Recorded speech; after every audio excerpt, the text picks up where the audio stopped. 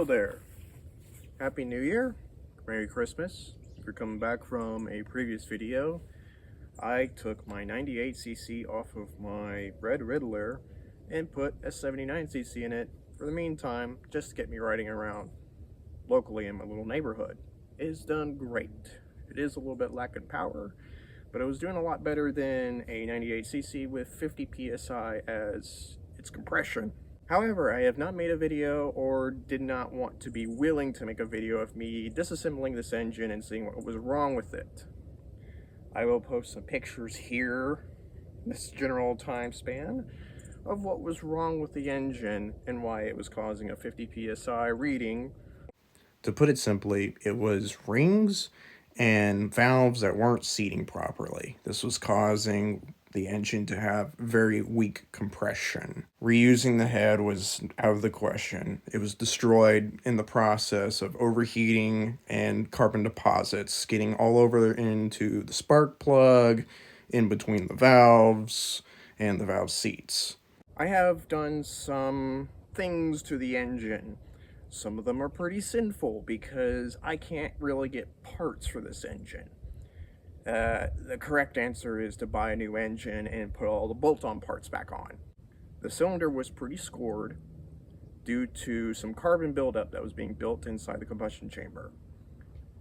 I have put a different piston in it, a better condition piston, better condition rings in it. The connecting rod and connecting rod cap were pretty destroyed in the last engine. It was actually knocking a little bit.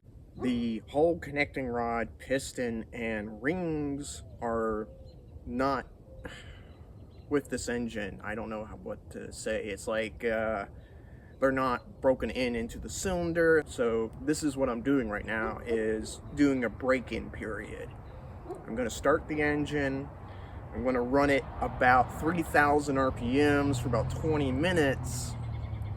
And then open the engine back up and make sure everything is good to go. Hopefully it doesn't blow up in the period of 20 minutes. Why am I doing this and not putting it in a bike and riding it around? There's steps you have to do with an engine that you want to have reliable for a long time. This is one of the steps you want to make sure it can actually succeed in and be a good engine for the next 2 years or whatever, how long when I have this engine running. What I'm looking for is no smoking, which is the big one, and listening for something about to self-destruct. I'm probably going to turn this thing that way so I can actually start it easy. Alright, I'll show a little bit of a demonstration that this thing is off and not going to just fire right up on me. The compression is a lot better. Like, very good compression. This does have assembly lube in the engine and break-in oil in the engine, in the oil that's in it right now.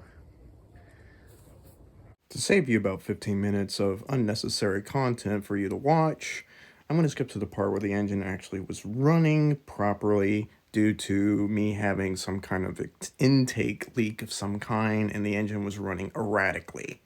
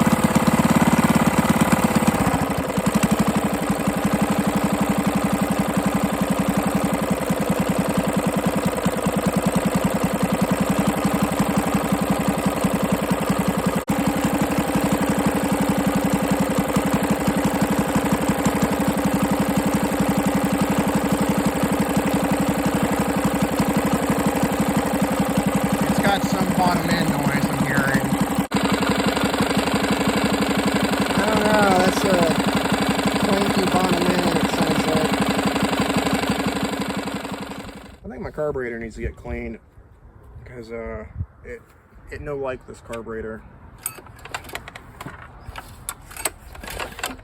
Well, that's more compression. Well, I've ran it long enough. What's the verdict? What did I find out about the engine? Well, one is it definitely did stop smoking, so that's a good thing. However, it's making a lot of bottom end noise, like it's knocking. I rotated the engine by hand, and there is a significant, like, clunk clunk. There's very little movement right there. That's a connecting rod being loose. I'm not crazy excited to take it apart and see what's going on. It's 4 o'clock in the morning, and I want to get a video out for you guys to watch. Thank you for watching, and I don't know when I'm going to get around to this. Stay tuned for another mini bike junk content like this. My name's Elijah, and I'll see you guys on the next one. Bye-bye.